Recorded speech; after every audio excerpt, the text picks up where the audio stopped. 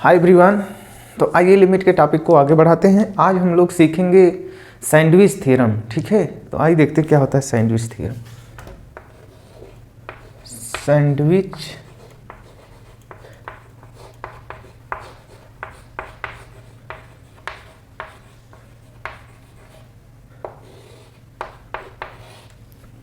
Sandwich theorem, ठीक है, नाम से पता होगा सैंडविच बोला जा रहा है तो इसका मतलब क्या होगा, लेकिन हम लोग बकवास करेंगे नहीं, सीधे जो है मेन बात देखते हैं इसमें है क्या।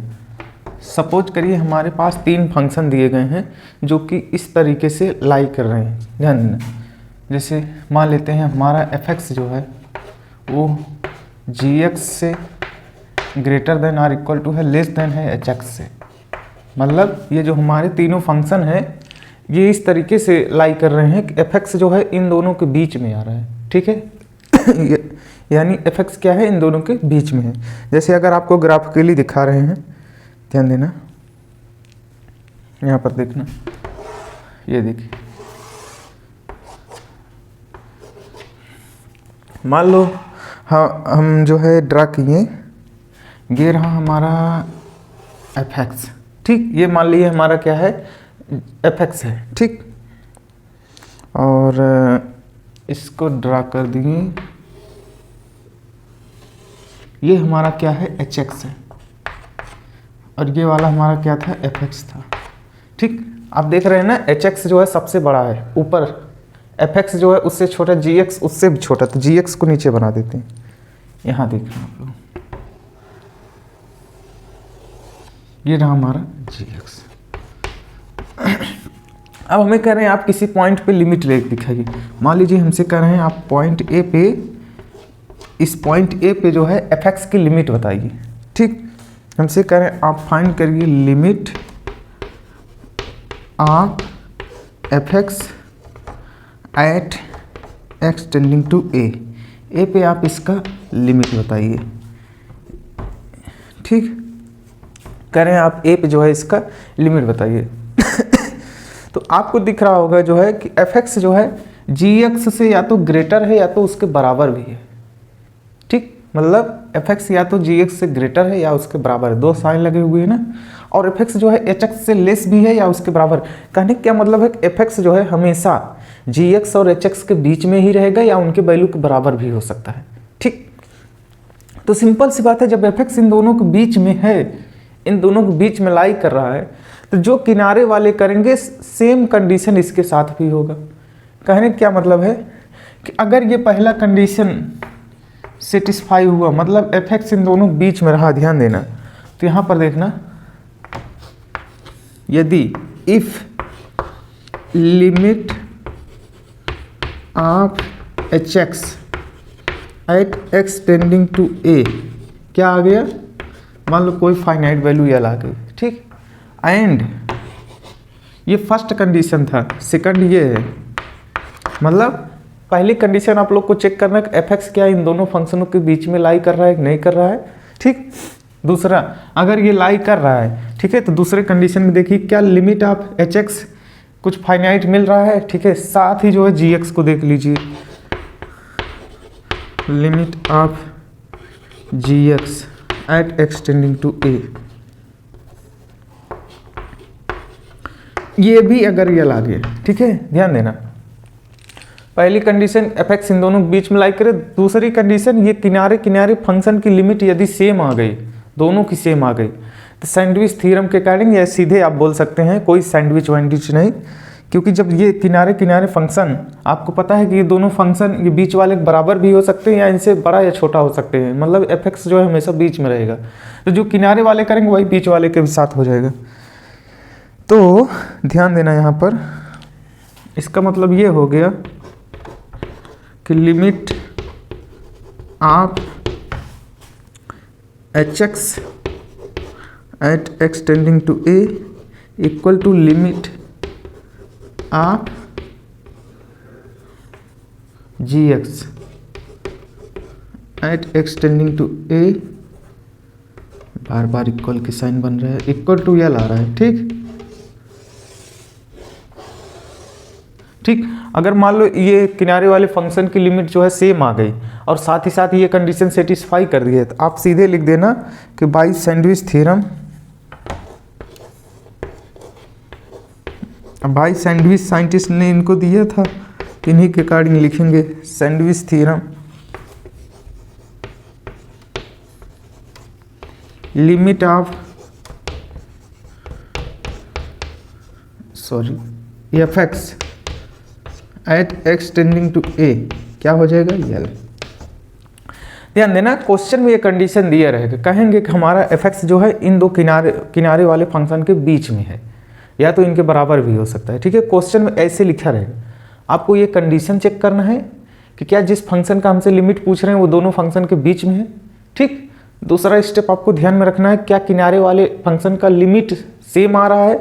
इसका मतलब समझ रहे हो ना, इस पॉइंट पे ये किनारे वाले एकदम लिमिट का मतलब ये होता है उस वैल्यू से थोड़ा सा ज़्यादा थोड़ा सा कम पे वैल्यू। ठीक है, और बीच में कौन लाई कर रहा है, एफ एक्स लाई कर रहा है। तो जब किनारे किनारे वैल्यू आपस में बराबर हैं तो बीच वाले की भी तो वही वैल्यू होगी, थोड़ा सा डिफरेंस होता है, मतलब एकदम माइन्यूट। आप समझ नहीं सकते हैं कि मतलब ये ए है, इसके जस्ट बगल जो सट के खड़ा होगा ये है हमारा लेफ्ट साइड, ए माइनस होगा, ये है राइट साइड ए प्लस होगा। तो ए माइनस ए प्लस एकदम समीप वैल्यू होते हैं। तो जब इसके ए राइट पे आप देख रहे हैं क्या आ रहा है, एच एक्स की वैल्यू आ रही, ए लेफ्ट पे क्या आ रही है, जी एक्स की वैल्यू आ रही, तो बीच में कौन है, एफ एक्स है, तीनों बराबर हो जाएंगे। ठीक है, तो वही देखना है कि क्या एफ एक्स हमारा इन दोनों के बीच में आ रहा है। साथ ही साथ किनारे वालों फंक्शन की अगर लिमिट ये देखिए सेम आ गई, ठीक है, तो गारंटी है कि बीच वाले फंक्शन की भी वही लिमिट आएगी। सैंडविच थ्योरम के अकॉर्डिंग कह लीजिए या यहाँ से देख लीजिए। ठीक है, आप यहाँ से देखेंगे किनारे, मान लीजिए ए प्लस पर आप लिमिट निकालें, ये वैल्यू आई। ठीक है, ए माइनस में निकालेंगे तो ये वैल्यू आई, और बीच में कौन है, एफ एक्स है, तो तीनों लगभग बराबर ही है। ठीक, तो यही करना है, यही सैंडविच थ्योरम है। सैंडविच थ्योरम में घबराना नहीं, कुछ है नहीं, ये कंडीशन चेक करना है और देखना है किनारे वाले की लिमिट अगर सेम आ रही है तो बीच वाले फंक्शन की वही लिमिट होगी। ओके, चलिए कुछ क्वेश्चन लेते हैं और इसको खत्म करते हैं। अब जो हम जो बात बोले थे आप वो एक बार दिमाग में रिकॉल करिए। यहाँ पर देखा हम बोले थे कि आपको वो सेटअप जरूर दिखेगा जिसमें हमारा एफ एक्स जो है दो फंक्शन के बीच में लाई करेगा। उस समय हम यहाँ क्या माने थे, जी एक्स माने थे, यहाँ पे एच एक्स माने थे। तो वही देखिए एफ एक्स क्या है, इन दो फंक्शनों के बीच में लाई कर रहा है। एक कंडीशन दे दिए ना कि एफ एक्स जो है हमारा दो फंक्शनों के बीच में लाई करेगा। हमने वहाँ पर एग्जाम्पल के लिए एच एक्स और जी एक्स मान लिया था। ठीक, तो आप देख रहे हैं कि ये जो एफ एक्स है, ये एफ एक्स ये जो है इन दो फंक्शन के बीच में लाई कर रहा है। ठीक है, ये जो है इन दोनों फंक्शन के बीच में लाई कर, हमसे कह रहे हैं limit of F x at x tending to infinity, बताइए क्या होगा। कोई बात नहीं, हमारा काम है क्या, एफ एक्स जो है इन दोनों के बीच में है, तो आप क्या करिए, इस किनारे वाले फंक्शन का लिमिट निकालिए, इसका निकालिए, और दोनों का अगर लिमिट बराबर आ गया तो वही एफ एक्स का लिमिट होगा। सिंपल, खत्म। आइए देखिए,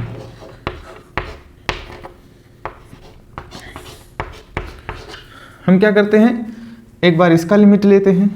इसको हम लोग क्या बोले थे, एच एक्स बोले थे, ऐसा कुछ याद नहीं करना है। ठीक है, लिमिट निकालते हैं, लिमिट ऑफ इसका निकाल लेते हैं ना, limit of 2 + 2 upon x square plus 2 at x tending to infinity. आप इसका निकाल लीजिए। आप जानते हैं जो है कि लिमिट के क्वेश्चन पहले हम टेंडिंग वैल्यू को डालते हैं, और अगर टेंडिंग वैल्यू डालने के बाद इनडिटर्मिनेट फॉर्म नहीं है तो वही हमारा आंसर है, और अगर इनडिटर्मिनेट फॉर्म आ गया तो उसको हमें सॉल्व करना है। तो चलिए इस इन्फिनिटी को एक्स के जगह पर डालेंगे। जैसे आप एक्स की जगह पर डालेंगे इन्फिनिटी का स्क्वायर हो जाएगा, मतलब आप देखेंगे कि 2 अपान इन्फिनिटी स्क्वायर प्लस 2। बताइए, ये हर है, हर जिसको आप डिनोमिनेटर बोलते हैं, यहाँ पर बहुत बड़ा नंबर है और ऊपर सिर्फ 2 है, तो ये बताइए इसका रिजल्ट क्या आने वाला है, अप्रॉक्सीमेट 0। इसका रिजल्ट क्या आ गया, 0 आ गया। अब बचा क्या है, limit of X tending to infinity 2 + 0, answer आ गया 2। आप देख रहे हैं राइट हैंड फंक्शन का जिस पे ये लिमिट पूछे थे उसी पे वैल्यू क्या आ गया, 2 आ गया। एक काम खत्म। अब दूसरे फंक्शन का इसका भी निकाल लेते हैं। यहाँ पर देखना, हम कलर बदल दे रहे हैं तो आपको समझ में आएगा। ठीक है, limit of 2 + 2/x² at x tending to infinity. पहला काम है इस वैल्यू को इसमें डालना। आप जैसे यहाँ पे इन्फिनिटी डालेंगे तो ये आ जाएगा 2/∞ का स्क्वायर, तो ये भी क्या हो जाएगा 0। यहाँ पर इक्वल ना लिख के बल्कि ये अप्रॉक्स लिख कर, ठीक है, ये क्या हो गया 0। तो बच्चा क्या है 2, तो इसका आंसर क्या आ गया 2। आप देख रहे हैं दोनों किनारे वाले फंक्शन का लिमिट की वैल्यू सेम आ रही इन्फिनिटी पे, ठीक। तो यहाँ पर आप क्या लिख सकते हैं, बाय सैंडविच थ्योरम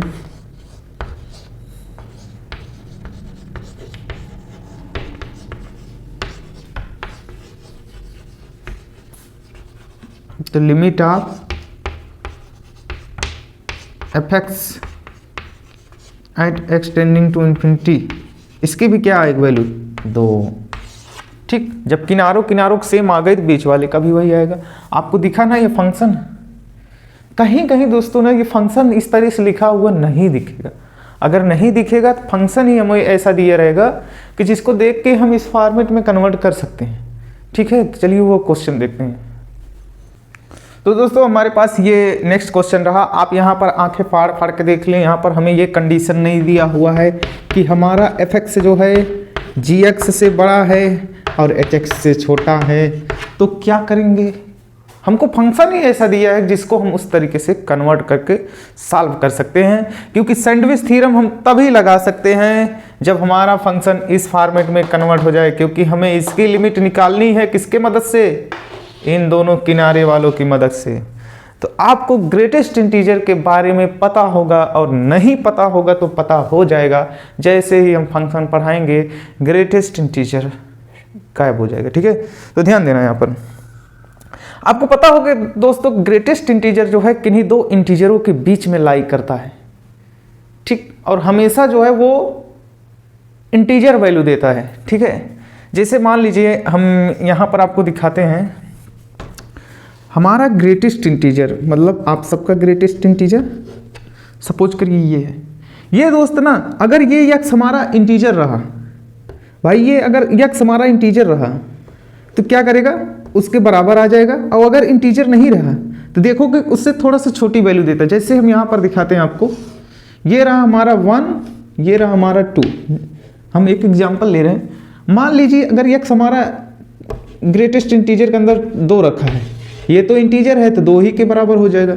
लेकिन अगर 2 से छोटा हुआ, पॉइंट में हुआ, मान लो यहाँ पर लिख देते हैं 1.5 आ गया, अब इसका ग्रेटेस्ट इंटीजर, तो देखोगे कि 1 देगा, 1 पॉइंट का क्या देगा 1 देगा, मतलब उससे छोटा हो जा रहा है। तो वही कर रहे हैं, अगर x हमारा इंटीजर रहा तो ग्रेटेस्ट इंटीजर उसके बराबर हो जाएगा, इक्वलिटी की साइन होल्ड करेगी, ठीक।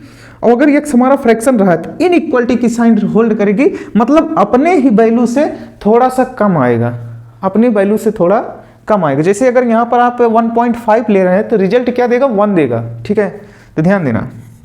लेकिन दोस्तों अगर हम जो है यहाँ पे जो भी पॉइंट वैल्यू दी गई है, जो भी वैल्यू है उससे 1 डिजिट कम कर दें, 1 डिजिट मतलब पूरा एक इंटीजर, मतलब 1 कम कर दे, 1 मतलब इससे अगर 1 कम कर दोगे तो ये कहीं 0.5 होगा।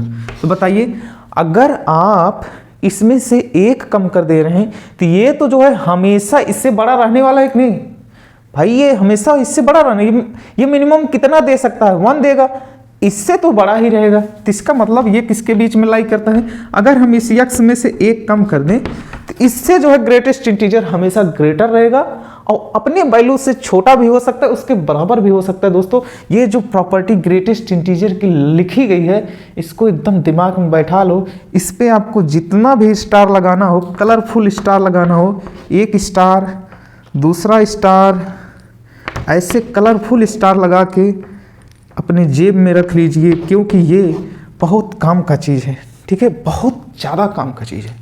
तो ये आपको एग्जाम्पल मदद करेगा। आप एक बार इसको नोट्स में लिख लीजिए, उसके बाद हम इसको रफ करते हैं। अब यही हेल्प करेगा ऐसे क्वेश्चन को इस फॉर्म में कन्वर्ट करने के लिए, ध्यान देना, यही हेल्प करेगा ऐसे क्वेश्चन को इस फॉर्म में कन्वर्ट करने के लिए, क्योंकि हम तभी जो है ध्यान देना, हम इसकी वैल्यू तभी फाइंड कर सकते हैं, सॉरी इसकी वैल्यू जब हमें किनारों की लिमिट पता हो, तभी तो हम सैंडविच थ्योरम लगाएंगे। ठीक है, तो आइए देखते हैं, इसको रब करते हैं।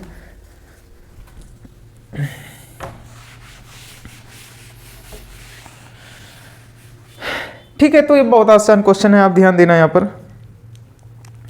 अब हम यहां से लिखना चाहते हैं, हम इस ग्रेटेस्ट इंटीजर x को उठाते हैं। बताइए, ये x से छोटा हो सकता है, लेकिन x माइनस 1 से सदैव बड़ा रहेगा। ठीक, अगर हम यहाँ पर 2x डाल दें,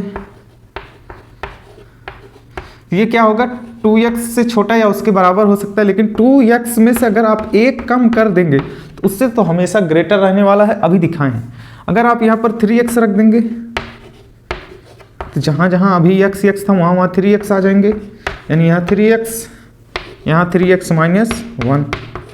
ठीक, वैसे ही अगर आप नीचे चलते चले जाएं और इसके अंदर आप यहाँ पर nx रख दें, तो ये nx से तो छोटा होगा। ठीक, nx से छोटा या उसके बराबर होगा, लेकिन nx माइनस 1 से क्या होगा, ग्रेटर होगा। और आप अगर इन सबको ऐड कर दें, आप इनको ऐड करेंगे, greatest integer x plus greatest integer 2x plus 3x dot dot dot plus nx, मतलब यही जो ऊपर लिखा गया यही आ जाएगा। समझ रहे हैं नहीं? तो यहाँ पर आ जाएगा greatest integer of x plus greatest integer of 2x plus greatest integer of 3x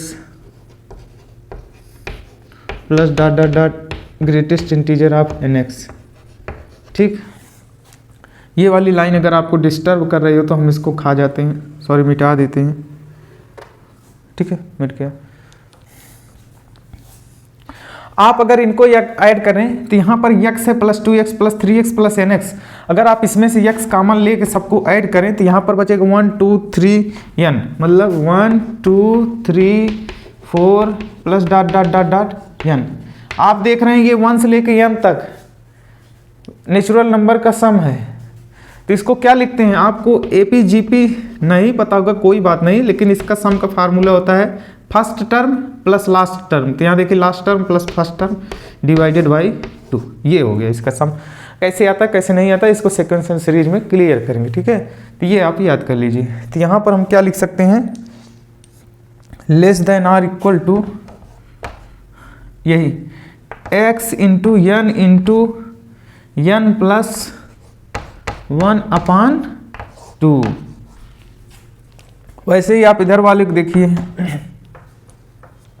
यहां पर देखना 1 1 1 1 माइनस 1, अगर आप n बार ऐड करेंगे तो क्या हो जाएगा, माइनस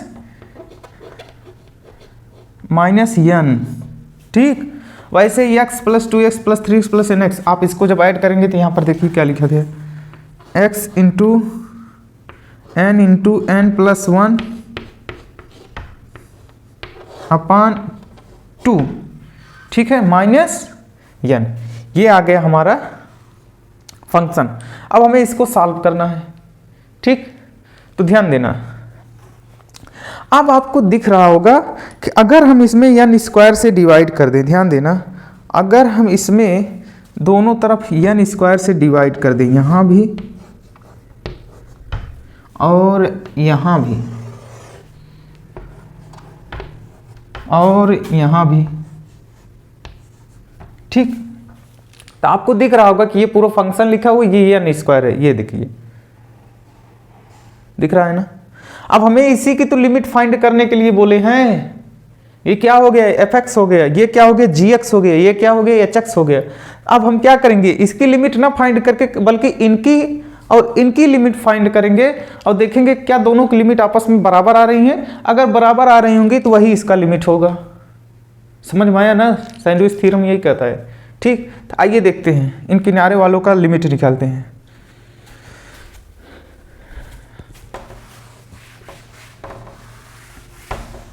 तो पहले हम जो है ई भाई साहब का लिमिट निकालते हैं। ठीक है, तो ध्यान देना, लिमिट निकाल रहे हैं इसका x into N X N into n plus 1 minus अपान यहाँ पर आप करेंगे 2 इंटू एन स्क्वायर, एक एन से एक एन को उड़ा दीजिए, ठीक है। तो यहाँ पर सिर्फ बचेगा यक्स और यहाँ पर बचेगा, आप उड़ा देना, ठीक है। जब इसको नीचे ले जाओ एन स्क्वायर यहाँ आएगा, एक एन से एन कट जाएगा, इसके नीचे भी क्या आएगा माइनस एन अपान एन स्क्वायर आएगा, तो 1/n बचेगा। इसकी लिमिट किस पे कर रहे हैं फाइंड करने के लिए, इन्फिनिटी पे, ठीक। ये हम लेफ्ट वाले फंक्शन की लिमिट निकाल रहे हैं। लिमिट का मतलब होता है पहले टेंडिंग वैल्यू कुछ में डालें, इंडिटरमिनेट फॉर्म में लिमिट सॉल्व करना है, नहीं तो जो भी मिलेगा वो हमारा रिजल्ट है। यहाँ इन्फिनिटी आप डालेंगे तो ये देखिए इन्फिनिटी अपान इन्फिनिटी बन रहा है, मतलब इनडिटरमिनेट फॉर्म आ रहा है, तो इसको तो सॉल्व करना है। लेकिन इसमें डालेंगे 1 अपान इन्फिनिटी, 0 हो गया, ये तो गया, ये क्या हो गया 0। इसकी बारी आती है तो इसको सॉल्व कर लेते हैं।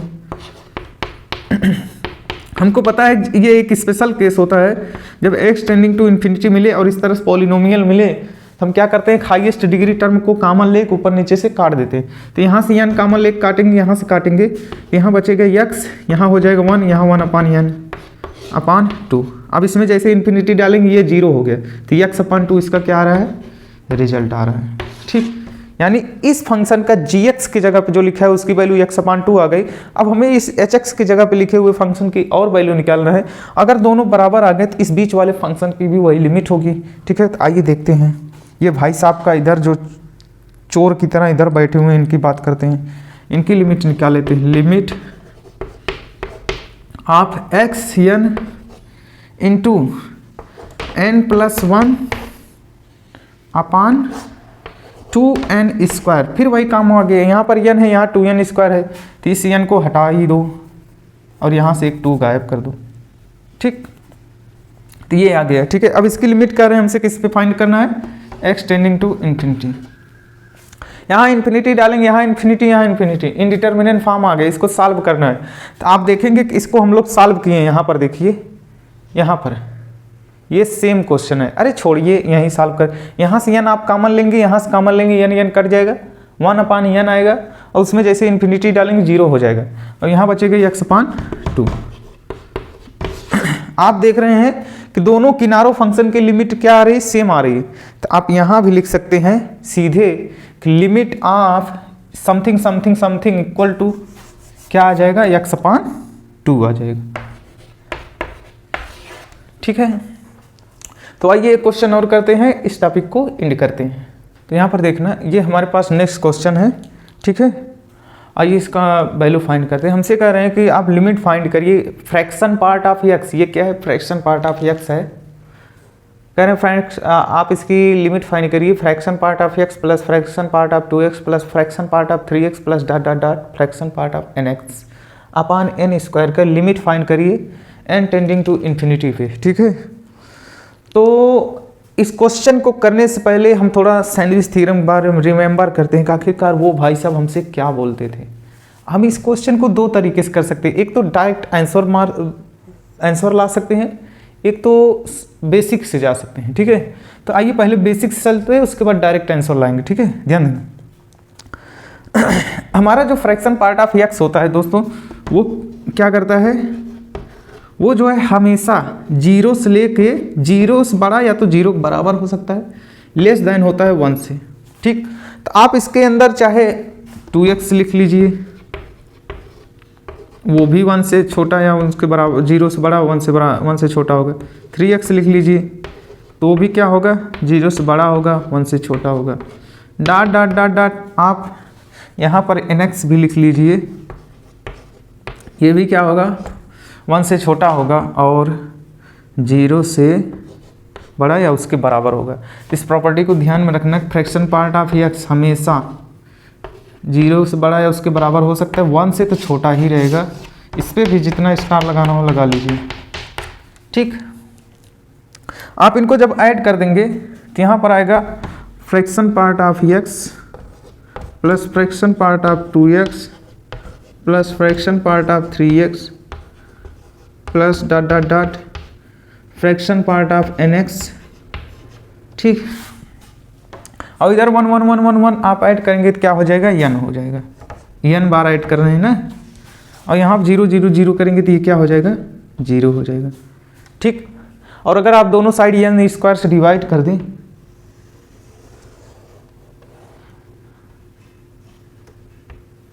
ये रहा एन स्क्वायर, यहाँ भी एन स्क्वायर कर दीजिए, यहाँ भी एन स्क्वायर कर दीजिए। ठीक, अब हमें इसी फंक्शन की तो वैल्यू क्या फाइंड करिए x tending to n tending to infinity पे। तो ध्यान देना, हाँ एक चीज़ आपको बताना भूल ही गए, यहाँ पर x 2x 3x भले से लिखा हुआ है, लेकिन यहाँ पर x वेरिएबल नहीं है, यहाँ पर n को n वेरिएबल माने हैं। ठीक है, x कुछ भी हो, लेकिन लिमिट हमें किस पे फाइंड कर रहे हैं, लिमिट के रिस्पेक्ट में n इनका जो है वेरिएबल यूज हो रहा है। ठीक है, तो ध्यान देना। तो यहाँ पर आइए देखते हैं, इसको सिंप्लीफाई करते हैं। हमें कह रहे हैं इसी की लिमिट की वैल्यू फाइंड करिए किस पे, टेंडिंग टू इन्फिनिटी पे। तो हम क्या करेंगे कि किनारे किनारे वाले फंक्शन का जो है लिमिट निकालेंगे, जो भी आएगा वही इस बीच वाले का आंसर होगा। तो आप देख रहे हैं किनारे वाले का अगर आप डायरेक्ट लिमिट ले लें तो यहाँ पर लिमिट, हाँ ध्यान देना, 0/n² x tending to infinity, बताइए क्या आ रहा है, 0, किनारे वाले 0 आ गया। आइए उधर वाले कर लेते हैं, limit n/n² n tending to infinity, बताइए इनका क्या आ गया। अब जैसे ही इनमें इन्फिनिटी डालेंगे, ये n से n कैंसिल, ये भी क्या हो जाएगा 0। तो आप देख रहे हैं किनारे किनारे फंक्शन की वैल्यू क्या आ रही है, 0 आ रही है, तो इसका भी क्या हो जाएगा 0 हो जाएगा। लिख देना अकॉर्डिंग टू सैंडविच थ्योरम। अब सिंपल आपसे देखिए कैसे आप डायरेक्ट करेंगे। ये रहा हमारा फ्रैक्शन पार्ट ऑफ x। आपको पता है फ्रैक्शन पार्ट ऑफ x या तो 0 बराबर हो सकता है 1 से, तो सदैव छोटा ही होगा, मतलब पॉइंट में वैल्यू होगी, जो भी होगा इसका हमेशा क्या होगा, पॉइंट में वैल्यू आने वाला। फ्रैक्शन डेसिमल, ठीक है, फ्रैक्शन भिन्न की बात कर, ये क्या है, पॉइंट में वैल्यू रहेगी। ठीक, तो आप इसको n टाइम्स ऐड कर रहे हैं और उसके बाद इन्फिनिटी उसके जगह में डालेंगे, तो ये तो और ज़्यादा फ्रैक्शन हो जाएगा। और नीचे क्या करें, इन्फिनाइट स्क्वायर से डिवाइड करेंगे, बड़े नंबर से डिवाइड करें, तो ये ओवरऑल सीधे क्या बोल सकते हो 0 हो जाएगा। ठीक, तो आज के लिए इतना ही, मिलते हैं नेक्स्ट वीडियो में। Thank you.